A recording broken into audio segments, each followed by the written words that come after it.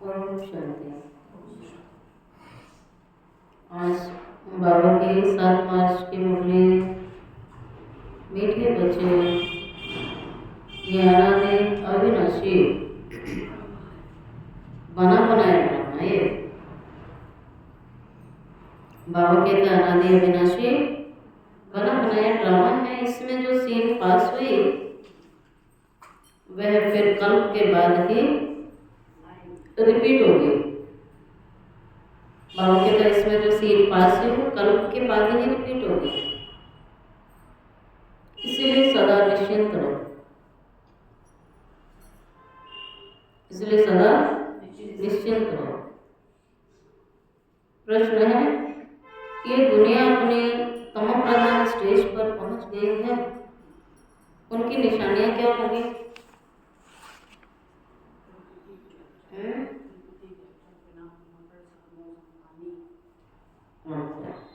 बाबा कहते हैं दिन प्रतिदिन उपद्रव होते रहेंगे। पुरानी चीज में डिस्टर्बेंस होती है ना, ऐसे ही तमो प्रधान दुनिया पहुंच गई, उसकी निशानियां उपद्रव होंगे। कितनी घमसान हो रही है, चोर कैसे मारपीट कर लूट ले जाते हैं, बिना मौसम बरसात पड़ती है, कितना नुकसान हो जाता है। ये सब तमो प्रधानता के चिन्ह है। तमो प्रधान प्रकृति दुख देती। तुम बच्चे ड्रामा के राज को जानते हो, इसीलिए कहते हो नथिंग न्यू। ओम शांति। अभी तुम बच्चों पर ज्ञान की वर्षा हो रही है। तुम संगम युगी हो, बाकी जो भी मनुष्य है वे सब कलयुगी हैं। कल बाबा ने याद दिलाया था कि जैसे जमीन पर बरसात पड़ती है तो घास सूख जाती है, बाबा हमारे पर ज्ञान बरसात कर रहा है। जैसे आत्मा काली हो गई, उसकी सफाई होगी, गुण आ जाएंगे, गुण रूपी हरियाली आ जाएगी, शक्तियाँ आ जाएंगी। बाकी जो भी संसार के मनुष्य हैं कलयुगी, इस समय दुनिया में अनेक मतांतर है। तुम बच्चों की तो एक ही मत है, जो एक मत भगवान की ही मिलती है। वे लोग भक्ति मार्ग में जब तक तीर्थ आदि बाबा कहते जो कुछ करते हैं समझते हैं ये सब भगवान से मिलने के रास्ते हैं। जब करो तब करो, तीर्थ करो, मना हर एक चीज समझते हैं कि सब वहीं तक जाता है, सारा रास्ता। भगवान से मिलने के इतने सारे रास्ते गिन लिए उन्होंने, जबकि एक ही रास्ता, सीधा परम धाम पहुंचना है। वो कहते हैं सब भगवान से मिलने के रास्ते हैं।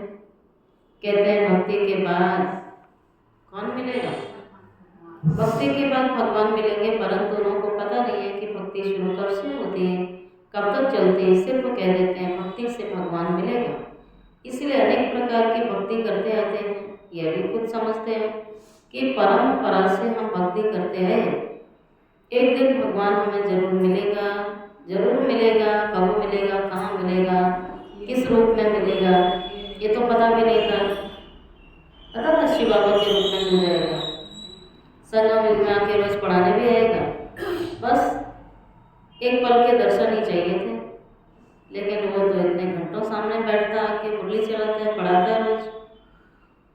कोई ना कोई रूप में भगवान मिलेंगे, कब आएगा ये नहीं जानते थे। भगवान मिलेगा, क्या करेंगे? जरूर तुम्हारी सदगति करेंगे ना।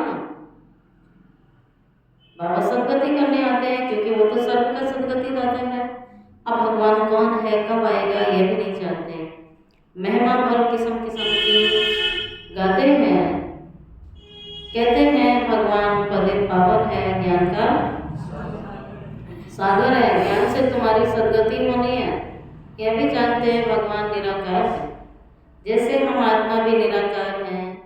निराकार आत्मा परम धाम से नीचे आती है, फिर आकर के शरीर लेकर के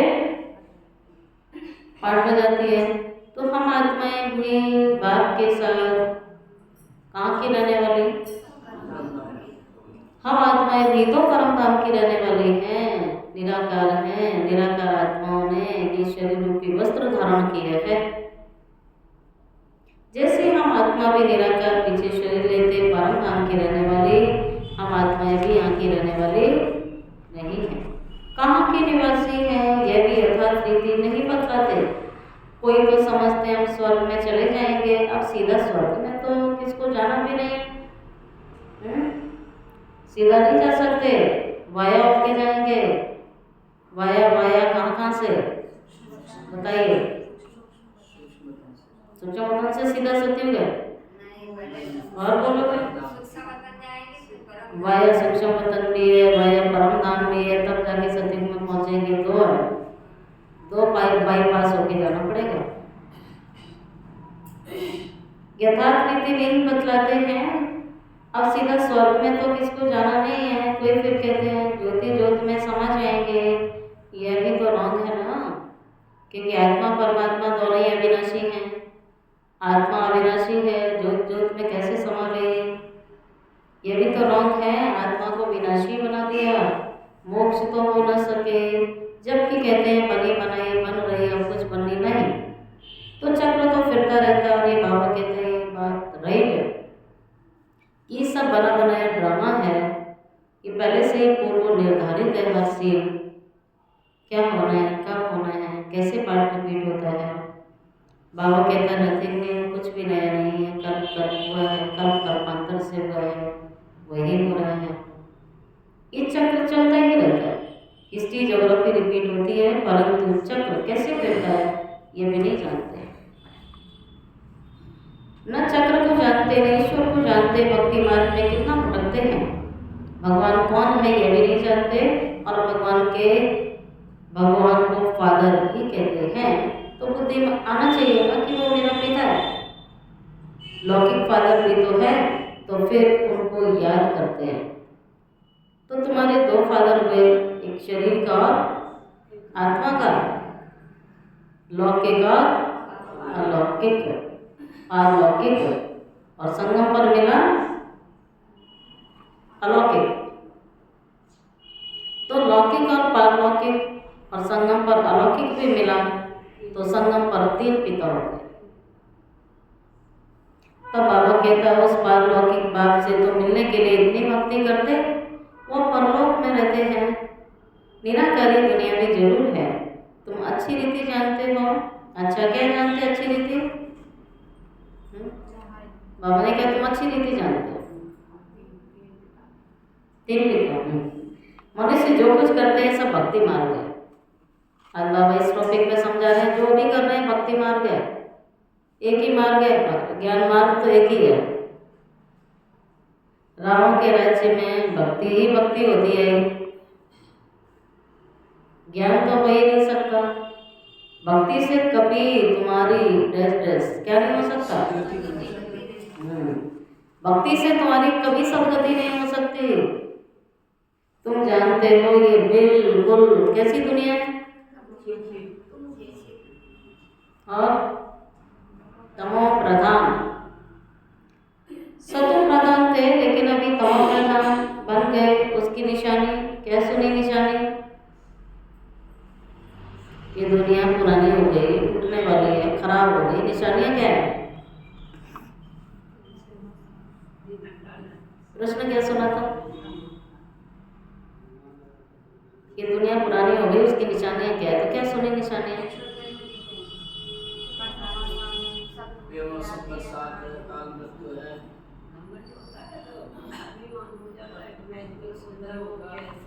उपद्रव होंगे, ठीक है, आंसर कुछ कुछ सही है। बाबा कहते हैं कितने उपद्रव होते रहते हैं, बहुत घमसान होती है, चोर भी लूटते रहते हैं। कैसे कैसे मार पीट कर चोर पैसे लूट के ले जाते हैं। क्या बिगाड़ा था उस?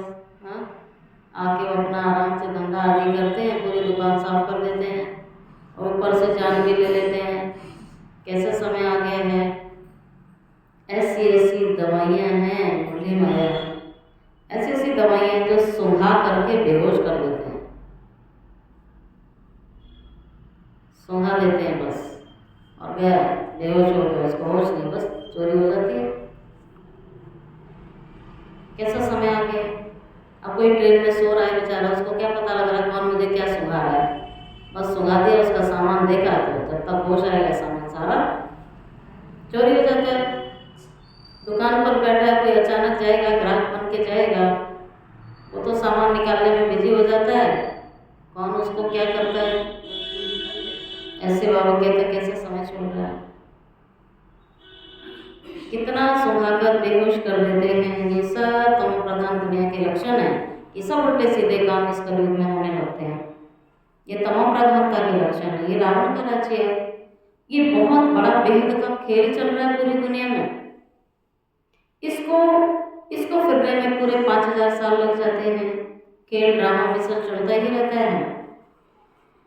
बाबा कहता है इसको नाटक नहीं कहेंगे। नाटक में तो समझो एक एक्टर बीमार पड़ा है तो दूसरे को ले लेते हैं। इसलिए बाबा कहते हैं यहाँ कोई एक्टर अदले बदले नहीं होगा। तुम बीमार हो तो बीमारी का पार्ट हो जाओगे, शरीर छोड़ रहे तो शरीर छोड़ने का पार्ट है। इसमें हर चीज का पार्ट है, वो एक्ट है।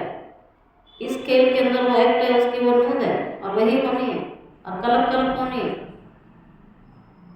तो ऐसे नहीं कि अदली बदली हो जाएगा। ये एक्टर बदल नहीं सकते। सबको अपना अपना पार्ट खुशी से बजाओ, रो के बजाओ, मजबूरी से बजाओ, ये तुम्हारी मर्जी है, बजाना पड़ेगा। ठीक है। जैसे घर गृहस्थी का जिम्मेवारी कोई खुशी खुशी उठा रहा है, कोई रो धो के उठा रहा है, कोई मजबूरी से उठा रहा है ना, तो अलग अलग है। ऐसे घर के काम कोई खुशी खुशी करता है, कोई रो रो के करता है, मजबूरी से। पता है रोज खाना बनाना है तब भी उसकी अवस्था खराब हो जाती है। कोई काम पता है रोज करना है, रोज उसकी स्थिति खराब होती है। लेकिन जिसने एक बार माइंड में सेटअप डाल लिया कि ये तो मेरे जीवन का हिस्सा है, मेरे जीवन का एक पार्ट है और ये मुझे बजाना ही है, तो क्यों ना खुशी खुशी बजाया जाए। अब रोने से क्या छूट जाएगा, तब भी करना ही पड़ेगा। तो क्यों ना खुशी खुशी किया जाए ना कोई भी काम। ये बाबा सिखा रहा है। आपका हर एक्शन इस ड्रामा के पार्ट के अंदर मूल है। इसलिए कोई भी कर्म करते हो खुशी खुशी करो। बाबा मजबूरी कहता है तो मजबूरी से करते हैं, मजदूर होते हैं। और यहाँ भगवान के बच्चे क्या हैं, ब्रह्मांड के भी जो मालिक है, ब्रह्मांड का मालिक है, उसके बालक है। मजबूरी थोड़ी है। और सौभाग्य कि भगवान के कार्य में मेरा तन लग रहा है, मेरा धन लग रहा है, मेरा मन लग रहा है। मजबूरी तो कुछ हुई नहीं ना, ये तो मेरा भाग्य है। नहीं तो भगवान जी तो किसी से भी करा लेंगे, भगवान जी का काम तो रुकेगा भी नहीं। पर मुझे भगवान ने चांस दिया है, ये सेवा करने का सौभाग्य दिया है, तो ये मेरा अहो सौभाग्य है, मेरे कोई कर्म है, पिछले कर्म है। तो ये सोच के करेंगे तो खुशी रहेगी, नशा भी रहेगा, एनर्जी भी रहेगी। बाबा कहते हैं इसमें तो ये बात हो न सके तो अनादि अविनाशी ड्रामा है। समझो कोई बीमार हो पड़ता है तो कहेंगे ऐसे बीमार होने का भी ड्रामा में पार्ट है। ये अनादि बना बनाया ड्रामा है। किसको तुम ड्रामा कहो तो मुझ जाएंगे ना। तुम जानते ही बेहद का ड्रामा है, कलप बात फिर भी यही एक्ट्रेस होंगे। जैसे अभी बरसात आदि पड़ती है, कल्प बाद फिर भी ऐसी ही पड़ेगी, ये उपद्रव होंगे। ठीक है, जो सीन अभी इस घड़ी घटेगा होगा वो फिर कल्प के बाद भी। तो हर सीन 5000 साल के बाद क्या होता है, रिपीट। और रिपीटेशन है हर सेकंड की, हर 5000 साल के बाद रिपीटेशन है। बाबा के तो बच्चे जानते हो अभी। जैसे समझो बरसात आदि पड़ती है तो कल के बाद फिर ऐसे ही पड़ेगी, यही उपद्रव होंगे।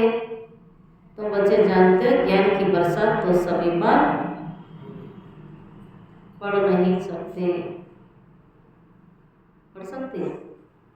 ज्ञान की बरसात सब पर थोड़ी पड़ती है, थोड़े बच्चों पर पड़ती है। लेकिन ये आवाज सभी के कानों तक अवश्य जाएगा कि ज्ञान का सागर भगवान आया हुआ है। ये आवाज सारी दुनिया में जाएगा। लेकिन ज्ञान सुनने का पाठ सभी का नहीं है। तुम्हारा मुख्य तो योग है ना। ज्ञान भी तुम सुनते हो, बाकी बरसात तो सारी दुनिया में पड़ती है ना। तुम्हारे योग से स्थायी शांति हो जाएगी। तुम सबको सुनाते हो कि स्वर्ग की स्थापना करने के लिए कौन आया है। पूरे विश्व को स्वर्ग बनाना तो कोई मनुष्य तो नहीं बनाएगा ना, है ना। कोई एक कॉलोनी बनाता है, 2 कॉलोनी बना देगा, कुछ एरिया डेवलप कर देगा, चलो अपने देश को डेवलपमेंट कर देंगे। अब भगवान कहते हैं तो पूरे विश्व की हर प्रकार से डेवलपमेंट है। चाहो और विकास की आवश्यकता है, केवल एक की बात थोड़ी है, सारी दुनिया की बात है। तो भगवान सारी दुनिया का चहुमुखी विकास करने आया, आपका स्वर्ग बनाने। तब बाबा कहते हैं बच्चे ये कौन करेगा। भगवान आया हुआ है, परंतु ऐसे भी बहुत हैं, ऐसे भी बहुत हैं। अब भगवान तो था ही नहीं, तभी तो पुकार रहे थे। अब भगवान तो अब आया है, लेकिन लोग तो भगवान बन के तो द्वापर युग से बैठे हुए हैं। द्वापर के एंड होते ही और में बुद्धि भटक गई। द्वापर के शुरू में बाबा की भक्ति की, शिव की भक्ति की, देवी देवताओं की भक्ति की। कलयुग और द्वापर के एंड में फिर अनेकों में बुद्धि अटक गई ना फिर। और पूरा ही कलयुग मनुष्यों को भगवान मानते हैं। भगवान कहता मैं तो अब आया हूँ, यहाँ पहले ही इतने भगवान मौजूद हैं। तो भगवान कहता फिर तुम्हारी संगति क्यों नहीं हुई। घर घर में भगवान है, पति परमेश्वर बोला ना, तो घर घर में भगवान हुआ ना फिर। तब बाबा कहते तुम्हारी संगति क्यों नहीं हुई फिर। सदगति के लिए तो मुझे बुलाते हो और तुम कहते हो भगवान और अपनी पूजा कराते हो।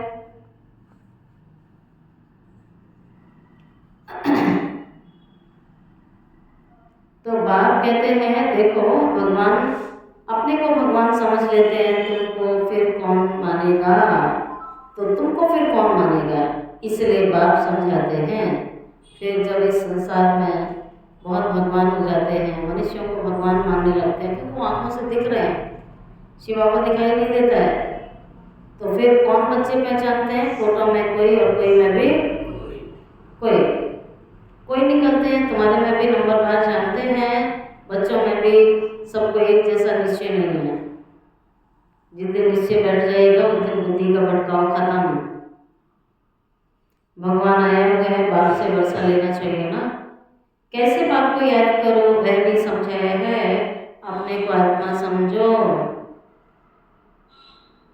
मनुष्य तो देह अभिमानी बन गए। बाप कहते हैं मैं आया ही तब हूँ जब सभी मनुष्य आत्माएं क्या बन जाती हैं, पतित। बाबा कहते सब पतित गिरावट में आ जाती है, दुखी अशांत हो जाती है। जब ऐसा समाज बन जाता है, संसार बन जाता है, तब मुझे आना होता है पतित आत्माओं को पावन बनाने। तो पावन आत्माओं के बीच में नहीं आता है। बाबा कहते जब सारे प्योर है तो मैं नहीं आऊँगा। जब सारे पतित हो जाते हैं, सारे, बाबा कहता तब मेरा काम स्टार्ट हो जाता है। जब सारे दुखी हो जाते हैं तो सुख देने आता है, सारे पतित हो जाते हैं तो पावन बनाने आता है, सब नीचे गिर जाते हैं तो उन्हें उठाने आता है, कंगाल हो जाते हैं तो उन्हें फिर धनवान बनाने आता है, शक्तिहीन हो जाते हैं तो बलवान बनाने आता है। बाबा कहते दुर्गति को पा लेते हैं तो मैं सदगति गाता हूँ, तो सबकी सदगति करने आता हूँ। सब पतित बन जाते हैं, कितने तमो प्रधान बन गए। और मैं आया हूँ सबको सतो प्रधान बनाने। कल पहले भी मैंने तुमको ऐसे ही समझाया था कि तुम तमो प्रधान से सतो प्रधान कैसे बनो, सिर्फ मुझे याद करो और मैं आया हूँ तुमको अपना और रचना का परिचय देने। बाबा कहते मैं अपने बारे में भी पूरा बताता हूँ और आत्माओं के बारे में भी बताता हूँ। तो अपना रचना का परिचय देने आया हूँ। उस बात को सभी याद करते ही हैं रावण के राज्य में। आत्मा अपने बाप को याद करती, बाप तो अशरीरी है, बिंदी है, उनका नाम फिर रखा गया है। तुमको कहते हैं शालिग्राम, बाप को कहते हैं शिव। तुम बच्चों का नाम शरीरों पर पड़ता है। आत्मा को शालिग्राम भक्ति में कहा और बाबा का नाम तो शिव है और सदाशिव है, लेकिन हम सबके शरीरों का नाम पड़ता है। बाप तो परमात्मा है, बाबा का शरीर नहीं है, न शरीर पर नाम पड़ता है। हम सब शरीर लेते हैं तो शरीरों पर नाम पड़ता है। शरीर बदलते तो नाम बदलते, शरीर बदलते तो संबंधी बदलते, है ना कमाल की बात। शरीर बदलते हैं तो शरीर के टोटल संबंधी ही बदल जाते हैं। घर मकान दुकान संबंधी परिवार सब टोटल चेंज होता है, केवल शरीर नहीं चेंज होता है। बाप कहते हैं देखो मैं तो परमात्मा हूँ, मुझे शरीर तो लेना ही नहीं है। कैसे ले सकता है बाप शरीर? अगर प्योर शरीर लेगा तो पतित भी लेना पड़ेगा। बाप कहते हैं मैं शरीर नहीं लेता हूँ, इसमें प्रवेश किया है, ये ब्रह्मा का तन है, ये मेरा तन नहीं है। इनको शिव नहीं कहेंगे, पर दुनिया समझ में नहीं आती ना फोटो देख के फिर कुछ भी। भगवान कहते हैं साधारण तन मेरा है, ये भागीरथ है, जिस भागीरथ के लिए गायन है, ये भागीरथ में गंगा लाई, ये वही भागीरथ है, महान सौभाग्यशाली रथ। बाबा कहते हैं ब्रह्मा के तन में मैंने प्रवेश किया है, उनको शरीर तो लेना नहीं है, मैं प्रवेश करता हूँ। ब्रह्मा का तन है, इसको शिव नहीं कहेंगे, आत्मा नाम तो तुम्हारा है। फिर तुम शरीर में आते हो, वह परमात्मा है जो सभी आत्माओं का पिता है। इस संसार की जितनी भी आत्माएं हैं सभी जीव आत्माओं का पिता है। आत्माओं के लिए जीव आत्मा एक शब्द है, जीव आत्मा में सारी आत्माएं आ जाती हैं, और जीव आत्माओं में वैरायटी है। लेकिन तो भी बाबा कहता है इस विश्व की सब आत्माओं का पिता। सभी के दो बाप हो गए ना, एक निराकारी एक मिनिमम दो तो लेने पड़ते हैं। आत्मा का तो रहता ही है और शरीर का भी लेना होता है। इनको अलौकिक और वंडरफुल बात कहा जाता है। फिर रमा बाबा कितने देर बच्चे हैं, मनुष्यों को ये समझ में नहीं आता है कि प्रजापिता ब्रह्मा कुमार कुमारियाँ इतने ढेर हैं, ये क्या है, किस प्रकार का ये धर्म है। तो कुछ भी उन्हें समझ में आता नहीं है। समझ में नहीं आता है प्रजापिता ब्रह्मा कुमार कुमारियाँ हैं तो किस प्रकार के धर्म है। जानते हैं कुमार कुमारियाँ प्रवृत्ति मार्ग का अक्षर है, माँ बाप कुमार और कुमारी, है ना। यही होता है ना परिवार में, पहले माता पिता होते हैं, फिर कुमार कुमारी होते हैं, फिर कुमार कुमारी से वो शादीशुदा बाद में हुए ना, लेकिन पहले तो कुमार कुमारियों का जन्म होता है ना। तो माँ बाप कुमारी और कुमार भक्ति मार्ग में तुम याद करते हैं कि तुम माता पिता हम बालक थे रे, अभी तुमको माता पिता मिले हैं। और बाबा कहता मैंने तुम्हें अपना गोद का बच्चा बनाया है, बालिश बनाया है, एडॉप्ट किया है। सतयुग में जन्म दिया जाएगा, संगम पर एडॉप्शन है, लेकिन सतयुग में तो जन्म देते हैं, वहाँ एडॉप्शन नहीं है। वो अडॉप्ट नहीं करेंगे, वो अडॉप्शन का नाम ही नहीं होता है, या फिर भी नाम है, या फिर भी कलयुग में नाम है। सतयुग में ये नाम नहीं होगा, क्योंकि वहाँ सिंगल एक भी पेरेंट ऐसे नहीं होंगे जिनके पास संतान ना हो, तो अडॉप्शन की आवश्यकता नहीं है। इस कलयुग की दुनिया में तो द्वापर युग से केस होते हैं, अडॉप्शन चलती है। अपना बारिश बनाने के लिए जब खुद का बच्चा नहीं तो दूसरे का बच्चा लेना पड़ा।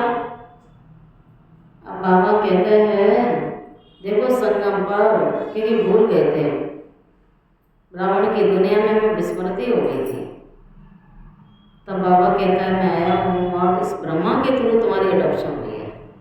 शिव बाबा के तो ओरिजिनल बच्चे हैं ही, ब्रह्मा बाबा के थ्रू अडॉप्शन हुई है। बेहद का बात, ये बेहद का बात, ये बेहद की अडॉप्शन है।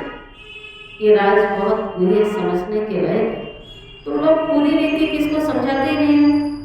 बाबा कह रहा है तुम पूरी रीति समझाते नहीं हो। पहले पहले अंदर कोई आते हैं, बोलो गुरु का दर्शन करने आए हैं, नई आत्माएं क्या बोलते हैं, हम गुरु जी का दर्शन करने आए हैं, मैं गुरु जी से मिलना है। तो तुम बोलो ये कोई मंदिर नहीं है, बोर्ड पर देखो क्या लिखा हुआ है। तो ब्रह्मा कुमार कुमारियाँ ढेर है, प्रजापिता के बच्चे सब हो गए, तो प्रजा तुम भी हो।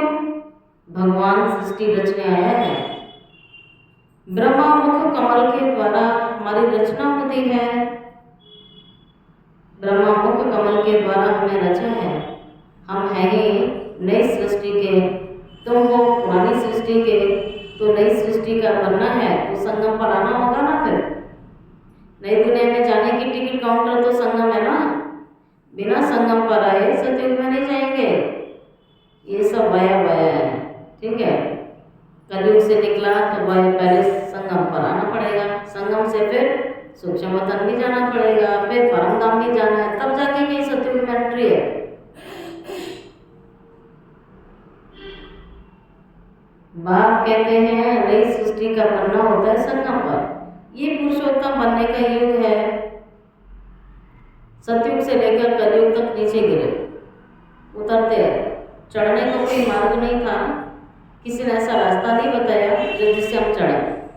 बाबा कहता तो उतर गए पूरा।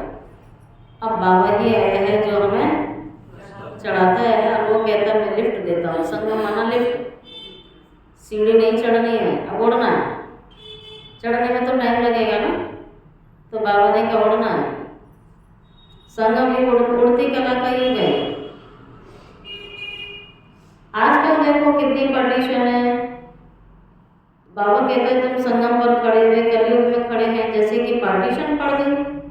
आजकल देखो कितनी पार्टीशन है ना। सारी दुनिया में पार्टीशन ही पार्टीशन है। हर देश के अपनी अपनी सीमाएं हैं।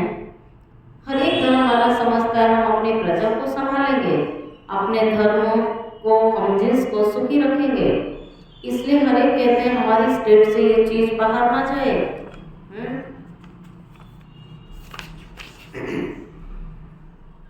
आगे तो राजा का सारी प्रजा पर हुक्म चलता था।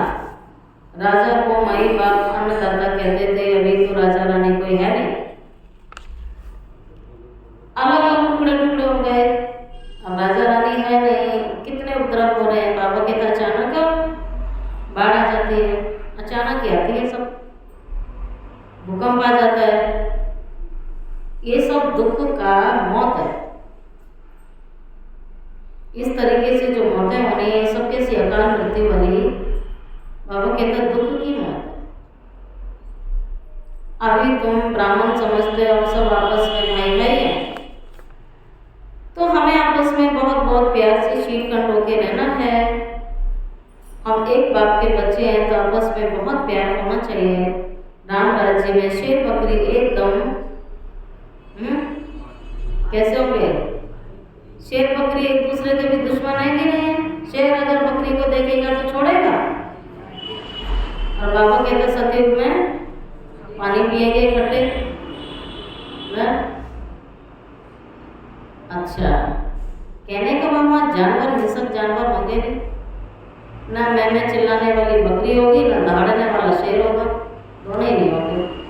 लेकिन जो भी जानवर होंगे कैसे होंगे, शांत प्रिय होंगे, प्रेम वाले होंगे, एक दूसरे को सहयोग देने वाले होंगे। ऐसे पशु पक्षी नहीं होंगे। अब कहते हैं तुलनात्मक शब्द है कि वो तो इकट्ठे पानी पीते हैं। यहाँ तो देखो घर घर में कितना झगड़ा है। वहाँ जानवरों में भी प्यार है और यहाँ तो मनुष्यों में भी प्यार नहीं है। नेशन नेशन का झगड़ा है, देश देश का झगड़ा है, आपस में फूट पड़ती है, अनेक मतें हैं। अभी तुम जानते हो हम सब ने अनेक बार बाप से वर्षा लिया और फिर गवाए हैं। रावण पर जीत पाते हैं, फिर हारते हैं। एक बाप की श्रीमत पर हम विश्व का मालिक बन जाते हैं। इसलिए उनको ऊंच भगवान कहा जाता है। सबका दुख हरता सुख करता कहा जाता है। बाबा हमें सुख का रास्ता बता रहे हैं, तो बच्चे आपस में शीलखंड होना चाहिए। ये बाबा ने जो एग्जाम्पल दिए शेर बकरी का, ये बाबा हमें सुना रहा है। बच्चे आपको आपस में शीलखंड होना चाहिए, है ना। एक होता अलग थलग अपनी मर्जी चलाना, एक होता मिलके चलना, संस्कार मिला के चलना। और भगवान कहता है सतयुग में जाना तो ये संस्कार बहुत जरूरी है।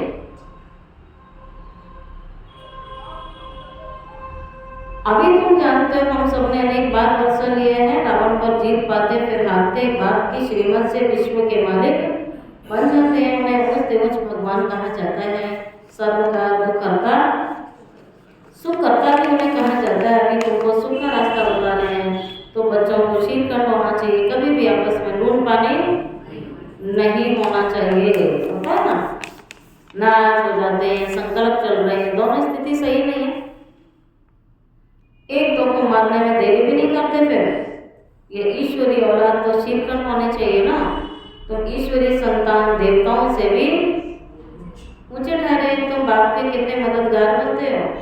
पुरुषोत्तम बनाने के मददगार को तो ये दिल में आना चाहिए हम पुरुषोत्तम हैं। तो हमारे में वह दैवी गुण है। चेक करो, दैवी गुण है। आसुरी गुण है तो वह फिर बाप का बच्चा तो कहला नहीं सकेगा ना। अब गुण भरे हुए हैं तो बाप का बच्चा नहीं कहलाएगा, कैसे कहलाएगा? ना बदनाम हो जाएगा, ना कौन मानेगा भगवान के बच्चे हैं। तो बाप कहते हैं मेरे बच्चे तो बहुत रॉयल होंगे ना, गुणवान होंगे ना, शक्तिमान होंगे ना, कमजोर कैसे हो सकते हैं? बाप के लक्षण तो होंगे ना फिर। तो बाप कहते हैं ऐसे तो बच्चा मेरा कहला नहीं सकेगा, इसलिए कहा जाता है सतगुरु का निंदक कर ना पाए। वह कलयुगी गुरु फिर अपने लिए कहकर मनुष्यों को डरा देते हैं। फिर ये तो शिव बाबा ने कहा था सतगुरु का निंदक कर ना पाए, और वो मनुष्य जो गुरु बन के बैठे हैं ना, फिर वो अपने लिए कह देते हैं। तो कहाँ की बात कहाँ जोड़ दी उन्होंने। वो लोग अपने लिए कह के डराते हैं, भाई आगे सिवाय दूसरे के पास नहीं जाना है। गुरु कर लिया तो कहेगा जाना नहीं है, और ना ही मंत्र किसी को बताना है, और तुम छोड़ के गए तो सतगुरु का निंदक कर ना पाए, तो उन्हें डरा देते हैं। बाप बच्चों को समझाते हैं सपूत बच्चे वह हैं। सपूत बच्चे वह हैं कौन? क्या निशानी होगी सपूत बच्चों की? सपूत बच्चे वह हैं जो बाप का नाम बाला करते हैं, शीलखंड होके रहते हैं, मिलके रहते हैं। बाप हमेशा कहते हैं शीलखंड बनो, लूट पानी हो, आपस में लड़ो झगड़ो नहीं, तुमको यह शीलखंड बनना है। आपस में बहुत लव चाहिए, क्योंकि तुम ईश्वरीय औलाद। ईश्वर मोस्ट लवली है, तब तो उनको सभी याद करते हैं, प्यारी चीज को याद किया जाता है, और भगवान को सारा विश्व याद करता है। तो तुम्हारा भी आपस में क्या होना चाहिए? प्यार। कहा ना कितने ब्राह्मण लड़ रहे हैं, झगड़ रहे हैं, बच्चे होकर के तेरी मेरी कर रहे हैं। तो ऐसे बच्चे नाम खराब कर रहे हैं ना यज्ञ में आके, भगवान के बन गए तो भी इन चीजों में जा रहे हैं, तो कितना नाम खराब होता है। बाबा कहता है आपको अपनी तरफ से नहीं करना है, जो करेगा बाप देख लेगा। बाबा के पास सबका रिकॉर्ड है, आपको नहीं करना है। बाबा ने कहा तुम तो ईश्वरीय औलाद हो ना, तुम्हारा आपस में प्यार होना चाहिए, नहीं तो बाप की इज्जत गवाओगे ना। फिर ईश्वर के बच्चे आपस में लूट पानी कैसे हो सकते हैं? फिर पद कैसे पा सकेंगे? बाबा समझाता है आपस में शीलखंड होके रहो, लूट पानी होंगे तो कुछ भी तुम्हें धारणा नहीं होगी, अंडा लाएगा। अगर तुम आपस में लड़ोगे झगड़ोगे लूट पानी होंगे तो तुम्हें कोई धारणा होगी नहीं। अगर बाप के डायरेक्शन पर नहीं चलेंगे तो तुम्हारा ऊंचा पद भी नहीं हो सकेगा। देह अभिमान में आने से बाबा कहते देह अभिमान में आने से आपस में लड़ते हैं। फिर देही अभिमानी हो तो कुछ भी खिटपिट ना हो। ईश्वर बाप मिला है तो दैवी गुण धारण करने हैं। आत्मा को बाप जैसा बनना है, जैसे बाप में पवित्रता सुख प्रेम आदि सब कुछ है, तो बच्चों में भी होना चाहिए। नहीं तो तुम्हारा ऊंचा पद नहीं होगा। पढ़कर बाप से ऊंच वर्षा लेना है। बहुतों का जो कल्याण करते हैं वो राजा रानी बनेंगे, जो बहुतों का कल्याण करेंगे वो राजा रानी बनेंगे। बाकी जो डिसर्विस करते, नाम खराब करते, लड़ते झगड़ते और हैं बाप के बच्चे, तो क्या बनेंगे? अवज्ञाएं कर रहे हैं, मन मत चलाते, देवाभिमान में रहते, जो इतनी सारी चीजें बोली वो सब दास दासी पलटी है, वो सब दास दासियां बनेंगे। रॉयल्टी है ही नहीं, फजीलत है ही नहीं, किसी चीज में मैनर्स नहीं है, तो पद कम हो जाएगा। इसलिए बाबा कहते हैं ऐसे जाकर के दास दासी बनेंगे। समझ तो सकते हैं कौन कौन क्या बनेंगे, पढ़ने वाले खुद भी तो जानते हैं। इस हिसाब से हम बाबा का क्या नाम निकालेंगे। ईश्वर के बच्चे तो मोस्ट लवली होने चाहिए। बाबा कहता मेरे बच्चे तो मोस्ट लवली होने चाहिए, जो कोई भी देख के खुश हो जाए, बाबा को भी मीठे वह लगेंगे। जो पहले आगे बोलो, बाबा को मीठे कौन लगेंगे? क्या बोलने वाले बाबा भी? बाबा की लहर बहुत बदलती है। सागर की लहरें है ना, कैसे उठती हैं। अभी बाबा कुछ और बता रहे, आप कह रहे हैं मोस्ट लवली बाप को वह लगेंगे या बाप को प्यारे वह लगेंगे, मीठे वह लगेंगे, पहले अपने घर को सुधारो, है ना। पहले अपने घर को सुधारो, पहले घर को, फिर दूसरों को सुधारना है। गृहस्थ व्यवहार में कमल फूल समान पवित्र और शीलखंड रहो। कोई भी देखे तो कहे ओहो यह तो स्वर्ग लगा पड़ा है इनके घर में। बाबा कहे कोई तुम्हारे घर में आए तो कहेंगे यहाँ तो स्वर्ग लगा हुआ है, ऐसे आत्माएं बोले। गणेश भाई क्या सुना?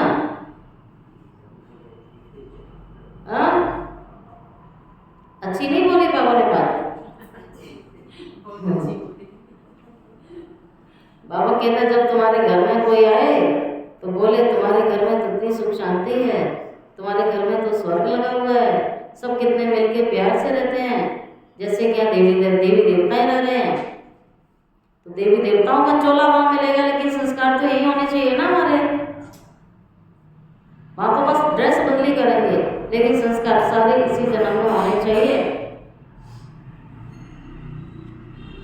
तो बाप कहते हैं ये सर्टिफिकेट, तब आप बाबा को मीठे लगोगे, प्यारे लगोगे, जब आपका घर इतना बदल जाएगा। जब दूसरे सर्टिफिकेट सिर्फ आपके बोलने से नहीं होगा, सब बोले। तो घर को सुधारना है, सुना, अंडरलाइन करना है। गृहस्थ व्यवहार में कमल फूल समान पवित्र और शीलखंड होके रहो। जो कोई कहे ओहो यह तो स्वर्ग लगा है। अज्ञान काल में बाबा ने खुद ऐसे घर देखे हुए हैं। 6-7 बच्चे शादी किए हुए इकट्ठे रहते हैं, सब सवेरे उठकर भक्ति करते, घर में एकदम शांति लगी रहती है। ये तो तुम्हारा ईश्वरीय कुटुंब है। हंस बगुला इकट्ठे रह नहीं सकते, तुमको तो हंस बनना है। लून पानी होने से बाबा राजी नहीं होगा। बाप कहेंगे तुम कितना क्या करते हो, नाम खराब करते हो ना। फिर बाबा कहेंगे तुम कितना नाम बदनाम करते हो, अगर शीलखंडों के नहीं रहोगे तो स्वर्ग में ऊंचा पद पा नहीं सकोगे।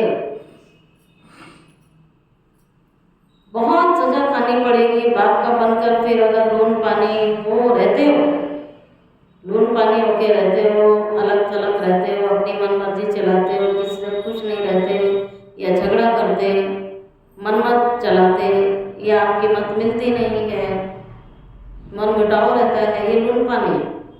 अगर तुम लून पानी रहते हो तो बाबा ने कह दिया उसकी 100 गुना तुम्हें, क्योंकि वो नाम खराब करती है ऐसी आदमी। उन्हें जो देखेगा उन्हें संकल्प चलेगा, इसको पता नहीं क्या हो गया। उनका चेहरा सदा ऐसा ही रहता है, कभी खुश नजर ही नहीं आएंगे। तो बाबा कहता है ऐसी आत्माएं तो नाम खराब करती है ना, तो 100 गुना सजा भी मिलेगी उन्हें, ऐसे नहीं छूट जाएंगे। 100 गुना सजा मिलेगी, फिर तुम्हें साक्षात्कार होंगे कि हमारा क्या पद होगा। सजा खाने वाले का तो पद भी जितनी जाती सजा उतना कम पद हो जाएगा। अच्छा मीठे मीठे सिकिलदे बच्चों प्रति माता पिता बाप दादा का याद प्यार और गुड मॉर्निंग। रूहानी बाप की रूहानी बच्चों को नमस्ते।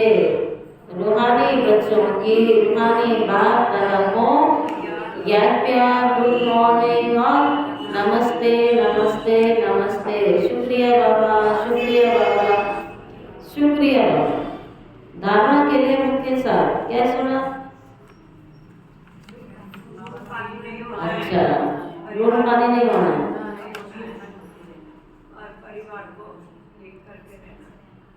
एक होता है मीठा मीठा जूस, एक होता है नमक का पानी, एक होता है खारा पानी। जो बहुतों का कल्याण करेंगे वो राजा रानी बनेंगे। सदा ध्यान रहे हम ईश्वर के बच्चे हैं, सदा ध्यान रहे हम ईश्वर के बच्चे हैं। हमें मोस्ट लवली होके रहना है। कल की बोले ताली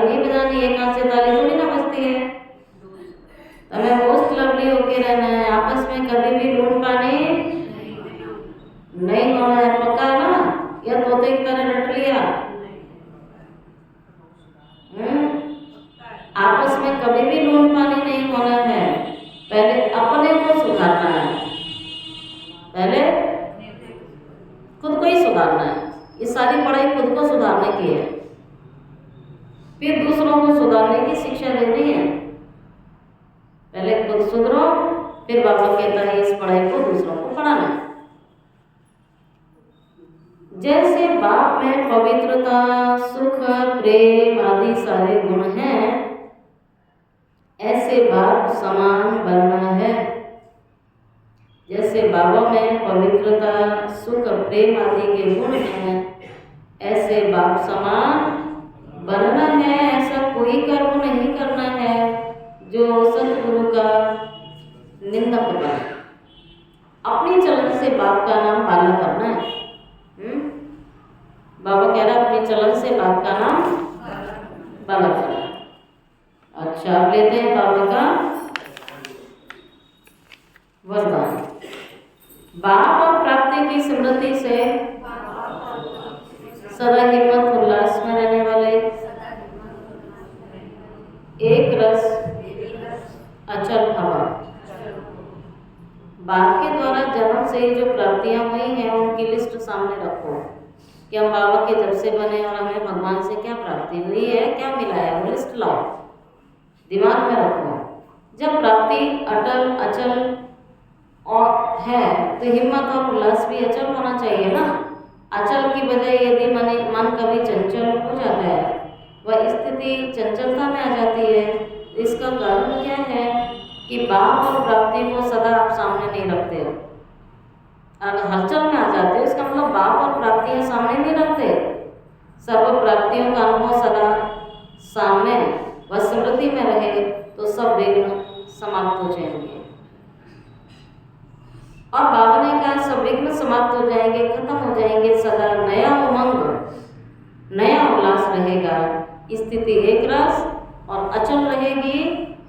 आज का स्लोगन है किसी भी प्रकार की सेवा में,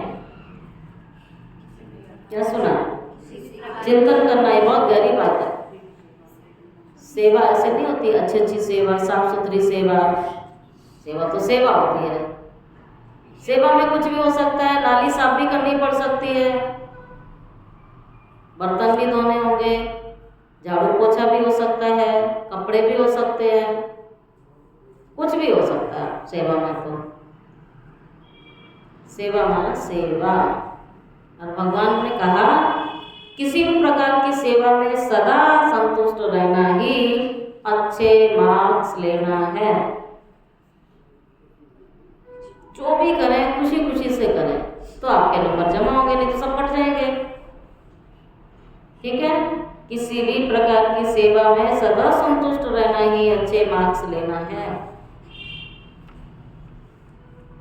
अच्छा, व्यक्ति इशारा सत्यता सभ्यता रूपी कल्चर को अपनाओ। आप ब्राह्मण बच्चे बहुत बहुत रॉयल हो। आपका चेहरा चलन दोनों ही सत्यता की सभ्यता अनुभव कराए। वैसे भी रॉयल आत्माओं को सभ्यता की देवी कहा जाता है। उनका बोलना, देखना, चलना, खाना, पीना, उठना, बैठना, हर कर्म में सभ्यता, सत्यता स्वतः ही नजर आएगी। पहला स्टार्ट होता है बोलने से।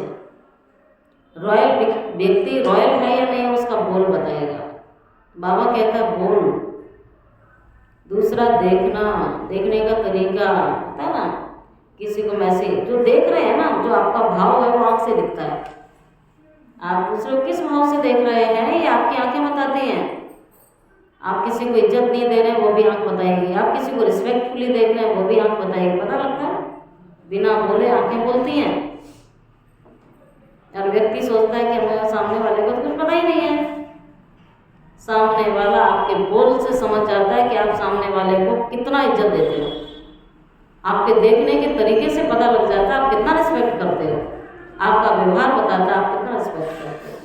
तो बाबा कहते हैं रॉयल्टी आपके जीवन में जरूरी है। आप देवता तो बाद में बनोगे, लेकिन बाबा कहते हैं सारी गुण, सारी विशेषताएं, सारी क्वालिटी आपकी लाइफ में अभी होनी चाहिए। जैसे जितना बड़ा आदमी होता है उसका एक एक शब्द नपा-तुला होता है ना, फजूल का नहीं होता है, वो बाबा कहते हैं वो रॉयल्टी होती है। तो देखना, चलना, खाना पीना, उठना बैठना, हर कर्म में सभ्यता और सत्यता, बाबा कहते स्वतः ही दिखाई देगी। जब आपकी लाइफ में होगी तो दिखेगा। ऐसे नहीं कि मैं तो सत्य को सिद्ध कर रहा हूँ और सभ्यता हो ही नहीं। आपको भाई मैं तो सच ही बोल रहा हूँ, झूठ क्या बोली, ऐसे बोलते हैं ना, लेकिन बोलने का तरीका सही नहीं है। तब बाबा कहते हैं तो सभ्यता तो नहीं है ना, फिर तो सत्यता को सभ्यता पूर्वक बोला जाता है, पेश किया जाता है। तो यह राइट नहीं है। अगर आपके अंदर सभ्यता नहीं है और सत्यता को सिद्ध कर रहे हो और सभ्यता छोड़ दी, तब बाबा कहते हैं राइट नहीं है। अच्छा, ओम शांति।